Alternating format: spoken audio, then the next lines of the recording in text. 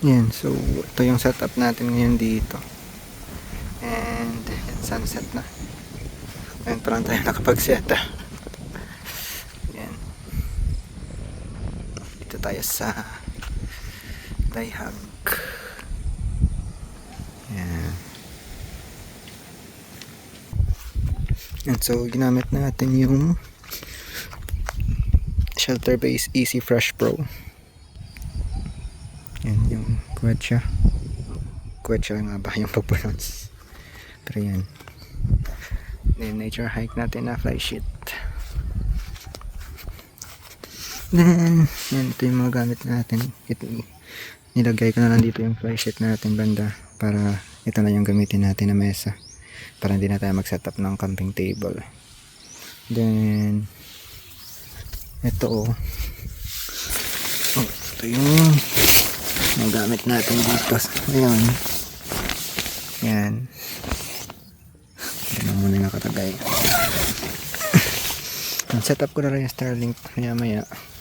Yung problem, yung adapter ng inverter natin is nakalimutan ko. So gumawa lang ako ng temporary muna na solution.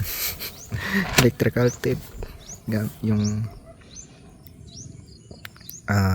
alligator clips, tapos dito ito yung itsura niya. Yan. And then dyan na nakakabit sa 1000 watts natin na inverter. And try ko naman na set up yung Starlink natin. Then dun sa baba lang yung scooter natin, dun ko muna siya nilagay.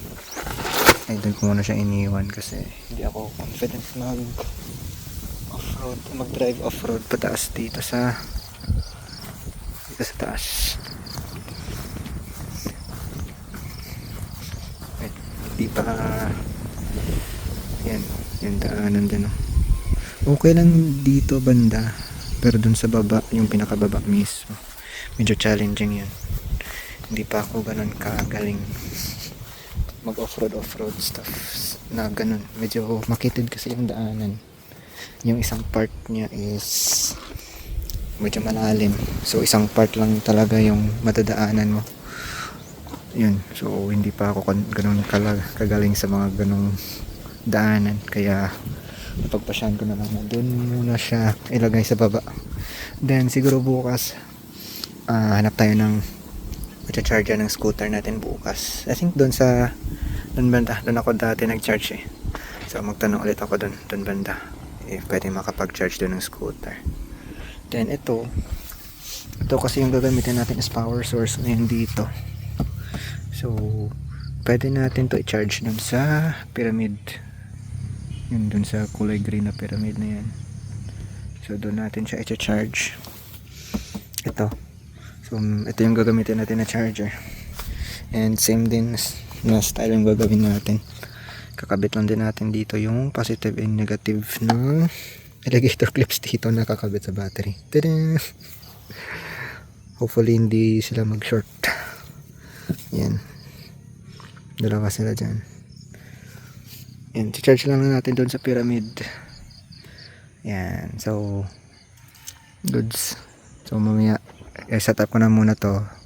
After nyan siguro mga 7-8 charge na lang natin yung battery. Ito yung battery natin, charge na lang natin mamaya to. Set up ko lang yung Starlink ngayon para at least alam ko kung saan banda yung medyo okay yung signal. Sunset, ganda ng bundok, kulay orange.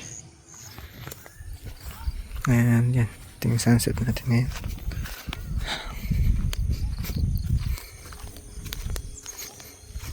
Yun.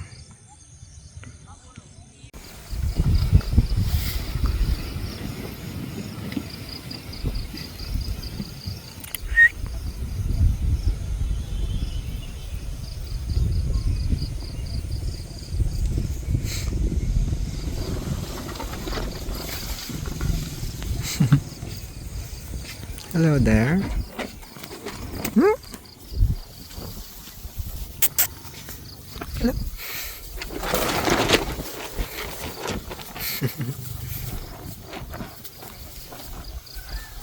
Hmm?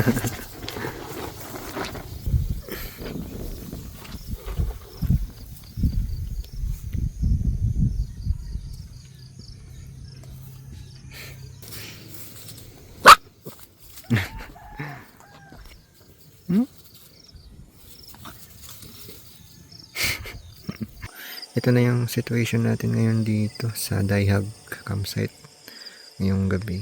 Anong oras na ba? 10 o'clock na. 10:03. Yan. So, hindi pa ako nakapagluto ng pagkain. Kasi nga, pagod na ako kanina. So, kakagising ko lang kanina mga 9:30. Then, naligo na lang ako. Then, baka maya-maya, magluto na lang tayo. Yan. So, ito ang Starlink natin. Unfortunately. Yes. Nakalimutan ko yung stand niya sa bahay. Ito yung ginamit natin na pang stand. Yan, so far nag-okay naman yung alignment niya dito. So, ito yung position niya is doon siya naka-point na yung mga satellites. So, doon siya naka-point yung medyo mas maganda na internet. Yan. So far, okay naman siya. And then, ito yung, yan. So far, so good pa naman yung inverter natin. Kanina pa to umandar since mga 5 or 4. 5 ata yun kanina. Yan. So, 1 ampere yung consumption nito. Mga around 0.95 kasi siya, sa mga around 1 amperes. 1 ampere yung consumption niya ngayon. Yung nakakabit lang is yung Starlink natin and yung mga sinacharge lang natin ng mga power bank. So, may natira pa siya na 7.6 amp hours. So, good pa to for 7 hours. Pero I think mamaya siguro mga 12 stop na lang natin. Then, buksan na lang natin ulit. Charge na lang natin mamaya umaga yung battery. Yan, dito na rin yung charger niya. Yan. So, I think okay, goods yung camping table na natin. Dito na ako siguro uupo. Kasi doon medyo malaki yung space. Dito lang ako upo at dito na lang ako magluluto. Tada! Yan, so ito yung ulam natin and yung kanin natin for today, for tonight. Anong oras na? 12:07 AM. And then yun, medyo naambihan kanina. So yan, basa dito. Yung ginawa ko, yan, tinali ko na lang dun sa tent pegs. Inalis ko na siya sa puno. Same din dito. Sa puno ko na rin, sa tent pegs ko na rin siya nilagay. Yan. Yan. Para yung basa, hindi masyadong, hindi yung droplets ng ulan is hindi talaga bumuga dito, mapablock nito. Kasi kanina doon nakatali sa puno, kaya medyo malaki yung gap, malaki yung opening dito. Kaya yung ulan is dito pumupunta. Pero buti hindi naman gaano kalakas, maliit lang naman, droplets lang naman yung ulan kanina. Yan. Yan, basa na. So I think kapag umulan-ulan, hindi lang natin siguro ito kanina, buti hindi siya talaga malakas yung ulan, hindi nabasa yung natin, hindi nabasa yung inverter natin and battery natin. Yun yung pinaka-importante na hindi dapat mabasa. And anyways, sige, kain muna tayo.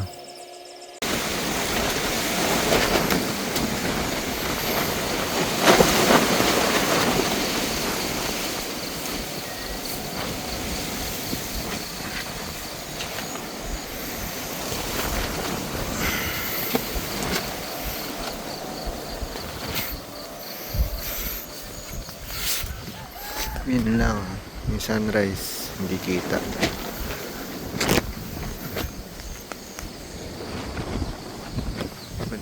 Makalimlim yung langit ngayon. Yung problem din is that yung tent natin is nandito. Tapos ito lang yung yun.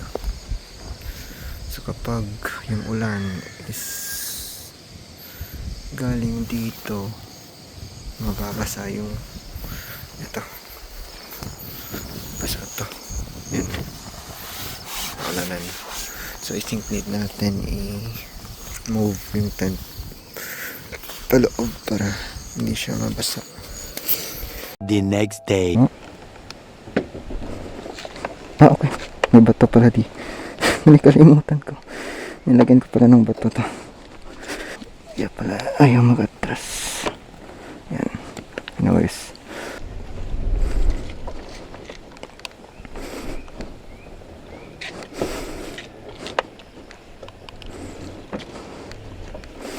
I think turn off siguro natin muna yung ano niya, yung kanyang downhill assist. Disable lang natin muna yung part niya. Okay.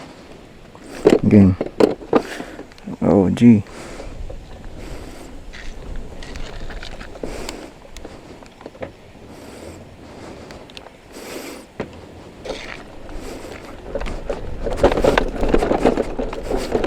Ayan.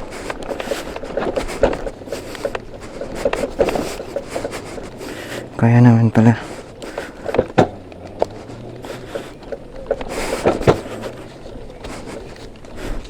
Wait.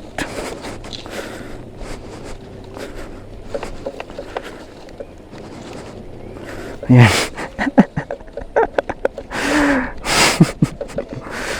Okay.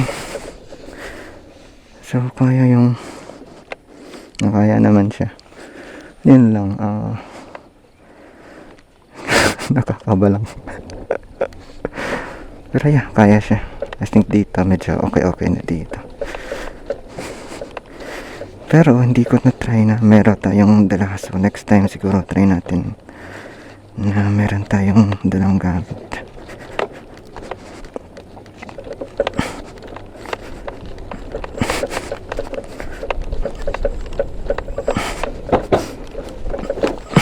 Grabe yung lakas talaga ng ano niya.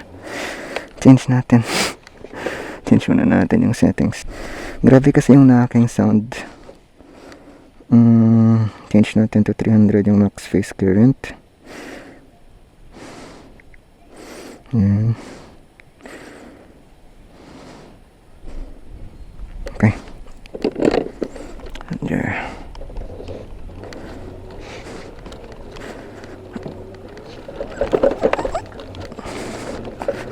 Alright, let's go.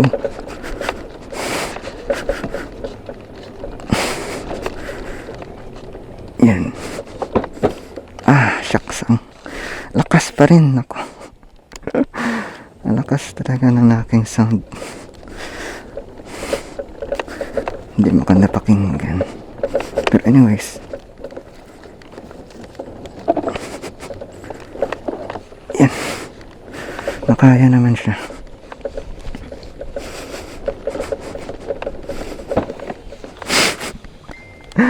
Ang lakas talaga ng aking sound. What the hell? Adjust muna natin ulit yung shock na pabalik.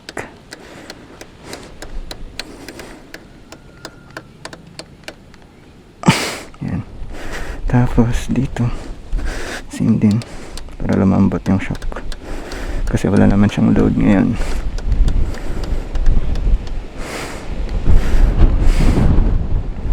Oh my god, grabe yung hangin. Ang problem kapag ganito, tinutusok niya yung elbow ng ating tent, which yan, nagkukos ng ganyan. Okay lang. I think need natin nagdagan. Need natin mag-change ng pole. Meron ako ng pole na medyo mas mataas pa. Yan. So, kapag ito yung gagamitin natin, need natin gamitin yung mas mataas na pole. Ito yung stock na pole niya kasi, Nature Hike. Then, charge na lang natin. Sige. Yeah.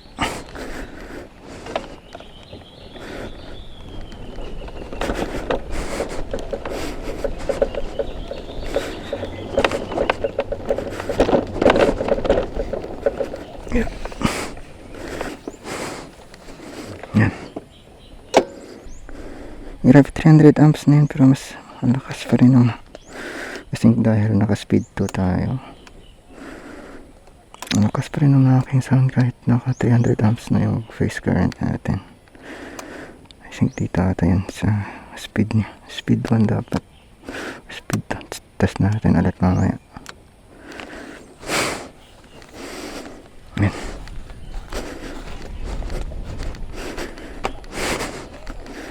Next natin na gagawin is charge. So dyan sa pyramid, sabi ni sa kahapon is pwede tayo dyan mag-charge as long as wala nakabook. And so far wala pa naman daw nakabook. So mangyayari is doon tayo sa loob. Bubuksan lang natin. Bukas naman yung pyramid doon. Buksan lang natin and doon tayo mag plug doon sa outlet. Meron outlet doon. Kaso medyo malayo siya. Doon sa pinto. So, kailangan natin ng extension. So, hindi na tayo magagamit ng alligator clips. Ito yung alligator clips natin. Yan. Okay. Dito ka muna. Then, unplug natin yung extension dito.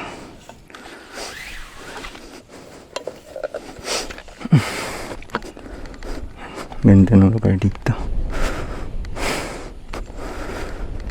Yan. Dito before meron outlet dito. Pero I think pinalis ata ni sir. Siguro dahil delikado din. Inuulanan kasi. Then, yun ang bahay na may-ari. Si Sir John.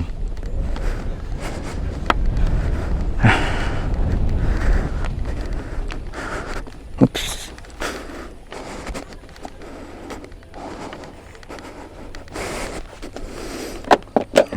Yung charger. Buksan lang natin to.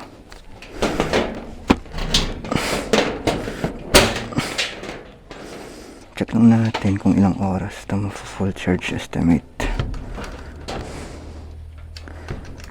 Ito siguro. Pwede na to.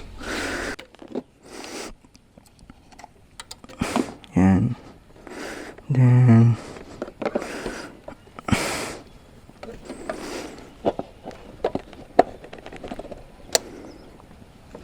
red na siya. Yung indicator dito.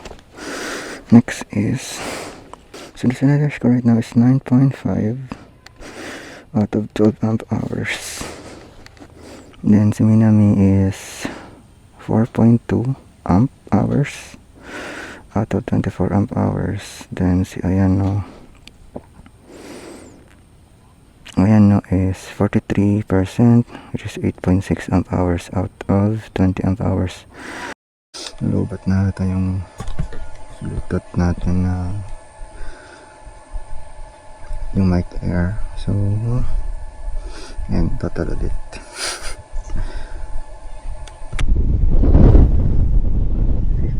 Yung charger natin mga 2 hours, around 2 hours. So 2 hours mga dyan, lagay natin 2 hours and 15 minutes. So 3 hours, pwede natin gawin siguro 3 hours. Kaya balikan natin mamaya after 3 hours. So ngayon is 8:57 AM. Sorry, so 12 o'clock balikan natin dito and check natin yung status if fully charged na yung battery. Okay. Yan, medyo malakas yung hangin ngayon dito. Yan. Yung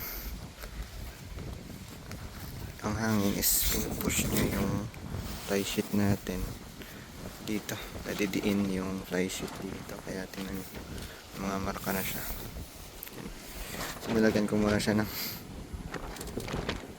medyas para ito yung magsilbing parang shield niya kasi para malambot yung badiinan ng fly sheet natin. Hindi talaga masira. Grabe na yung damage. Na-scratch na talaga siya. Yan. Ito din. Medyas din. So, to check natin if okay siya, effective siya. Ito, nag-umpisa na rin dito. Yan o. So, lagyan din natin ito ng medyas. And dito, medyas din. Okay. Unfortunately, ito, sira na talaga siya. Kaya, kailangan na natin magpalit ng fire sheet. Yan. And, yan, dito sa taas. Same din. Palitin na din siya.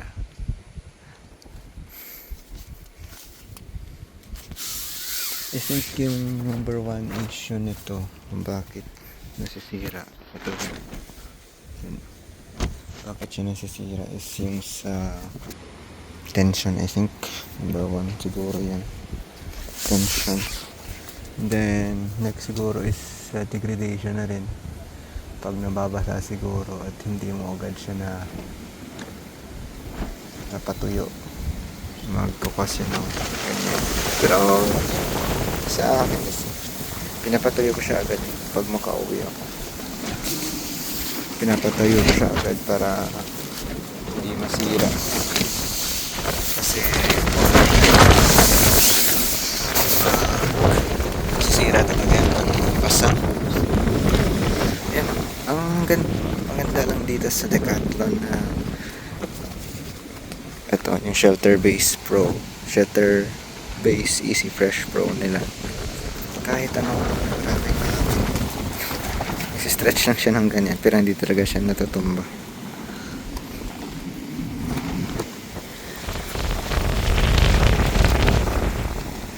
Yan, nag-stretch lang siya pero nag-stretch lang siya, pinupush lang siya papunta dun pero hindi talaga siya natutumba, unlike nung mga automatic pop-up lens na mga ano lang, mga cheap na pop-up lens natutumba talaga yun, pero ito tibay. Anyways, yun, so I think lagyan din natin ito ng medyas pang ano lang, dampening kumbaga. Damage control. Yun, para hindi madagdagan yung damage.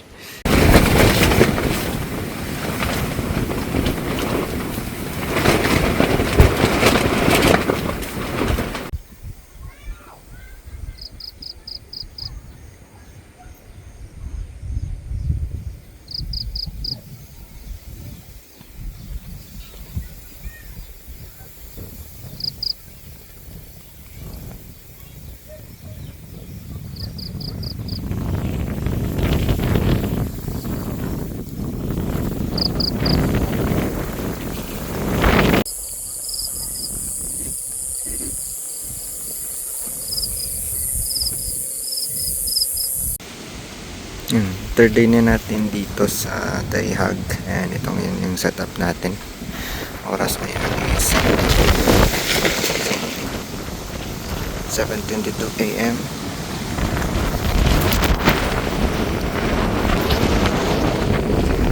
Ganda ng sunrise. Malakas lang nga lang yung which is okay lang naman. Hindi lang ako makapagpalipad ng drone sa lakas ng hangin, but it's okay. Ayan.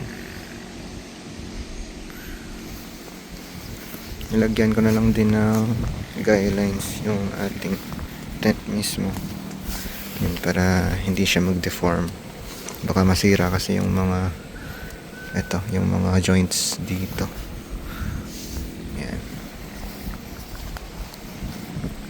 Tapos Starlink natin, then si Shimarin, napakyat na natin si Shimarin dito sa taas, and electric. So ngayon, ito yung ating 72 volts 1 kilowatt inverter na naka-plug lang ngayon dito sa charger port ng ating scooter. Tapos external battery natin si Minami. Baka mag-charge ulit tayo mamaya doon sa pyramid. Yeah. Kasi I think may mga 7 amp hours ata na nabawas. So charge lang natin kahit hindi siya ma-full, para lang talaga sa sa energy regeneration, kasi pag full charge yung scooter mo and yung pababa ka, medyo malakas yung regen. So kapag full charge yung battery mo, yung regen na current baka pumasok sa controller at masira yung controller natin. So at least mayroong kahit 90% lang na battery charge yung battery natin, para at least doon papasok sa battery yung braking, yung energy regeneration kapag nag-brake yung nag-brake tayo if ever.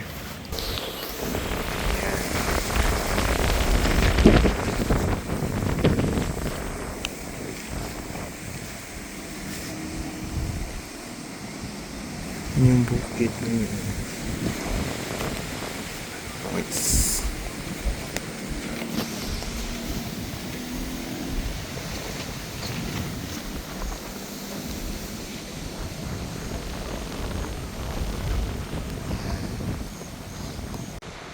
Yan.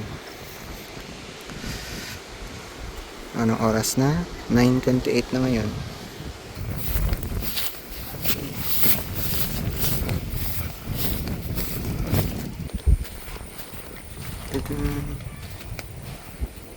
Yan siya. So, kuha ko lang dito. Pasok tayo sa loob. Taling. No. Vlog. Yan. So, ito yung sa loob niya. May mga uling, and dilata, mga snacks. Yan yung matubig dito. May butane din. Yan siya. Pwede kang kumuha lang dito, tapos bayaran mo lang once na umalis ka, or lista mo lang yung mga nakuha mo dito, then bayaran mo lang before ka malis sa campsite.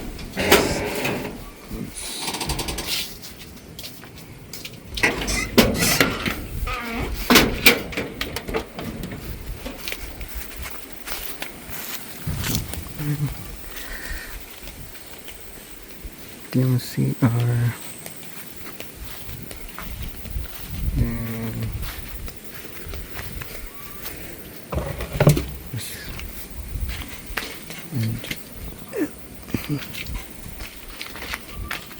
Yan, CR din, basurahan. And dito yung kitchen.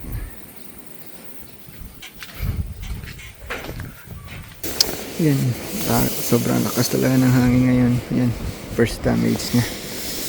May napunit na dito sa nature hike natin.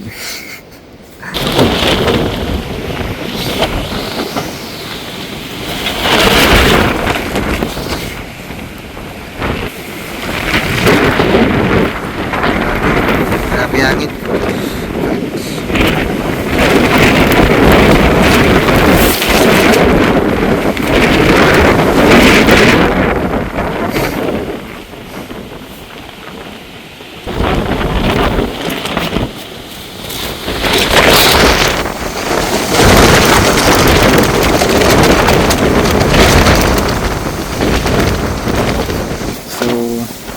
Binawasan natin yung poles ng fly sheet natin.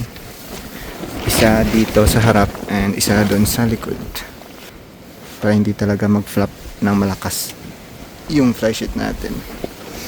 Yan. So hopefully ma-prevent niya na, or malesen niya yung paglaki ng butas dito. Hindi ko gets kung paano nangyari na dito siya una nagkabutas. Baka may nalaglag dito na puno ng kahoy or something, or natural lang talaga. Baka sa tension din, tension from there papunta sa likod. Yung bigat kasi ng hangin is dito medyo sa center, kaya kahit saan try muna natin to. Hindi ko naisip yun kahapon. Nabawasan yung poles. Dapat kahapon pa lang binawasan ko na. Pero I think hindi ko sure kung marirepair pa to. Worst case, bibili na lang ako ng bago. Gastos na naman. Ayan, nagising tayo. Ngayon, 2:57 AM.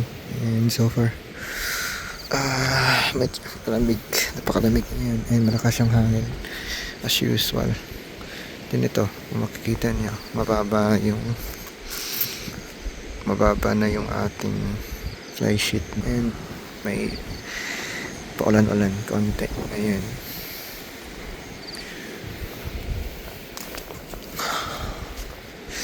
So, hopefully, hindi lumakas yung ulan. Tingnan natin ulit yung butas na damage. Ganito siya yun. Yan. Dapat ginawa ko na kasing tatlo. Nung lumakas ng hangin sa tatlong poles na yung ginamit ko magkabilaan para hindi talaga grabe yung attention kung malakas yung hangin. Kasi maliit lang yung papasukan ng hangin na area dito. Yan. Compared sa mataas na tents na fly sheet. Well, next time. Nawala sa isip ko talaga nang gawin yun. Later siguro charge natin yung scooter kahit mga 1 hour lang. So far okay pa naman capacity niya, mga around 30, hindi, around 40 amp hours nga ba? Around 40 amp hours pa naman. So nabawas siguro mga dyan 10, 15 amp hours na gamit natin sa Starlink and pag-charge ng mga gadgets natin. So 15 hours. So 56 minus 15 mga dyan sa 41 amp hours yung natirang capacity ng battery natin. So makaka-reach pa naman yun ng mga around 100 kilometers. Pero check lang natin yung condition ng lupa dito.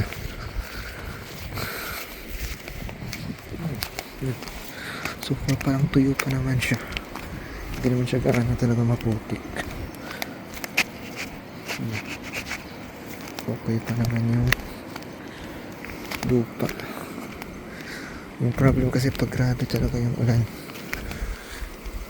grabe yung putik, baka patumba tayo dito. Yeah, I think okay pa naman yung lupa. Going down. Yeah, goods pa naman to. Sige. So yan, prepare na lang natin ngayon. Prep na lang tayo.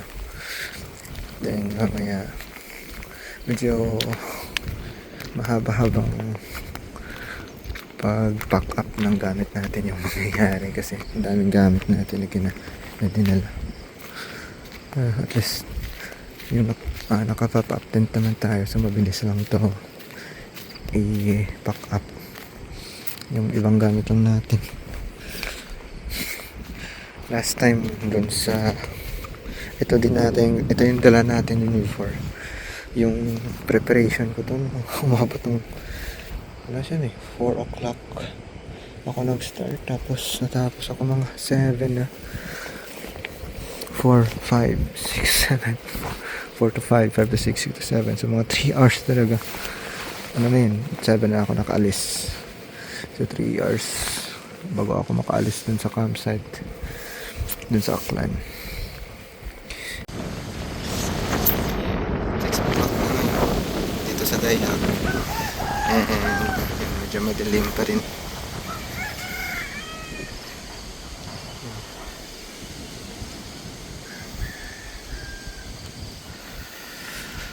Yan.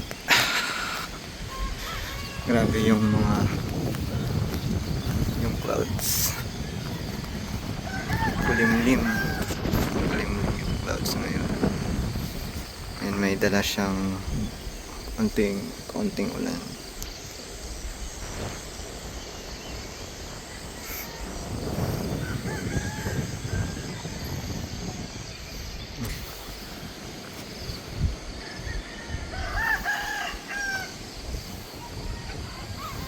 So yan, na ano na natin yung ibang camping gears natin, na load na natin dito. Yung meron pa tong iba, yung Starlink natin, and ito yung flysheet. Load na lang natin dito sa scooter maya maya. So nakuha ko na yung poles dyan, doon na lang mamaya after ko makuha yung guy line and yung tent pegs din doon sa kabila din. So ito ngayon yung yan na lang yung natitira na i-load natin. I think ligo lang tayo siguro.